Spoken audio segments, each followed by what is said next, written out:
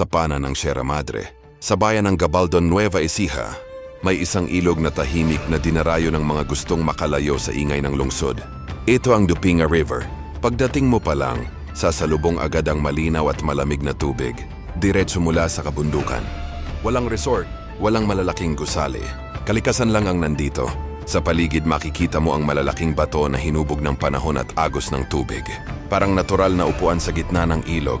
Habang tumatagal ka, maririnig mo ang tuloy-tuloy na agos ng tubig at ang hangin na dumadaan sa mga puno sa paligid. Dito, pwede kang maligo sa malamig na ilog. Pwede kang magpiknik kasama ang pamilya o barkada. O kaya naman, simpleng umupo lang at magpahinga. Walang ingay, walang pressure, walang bilis ng syudad.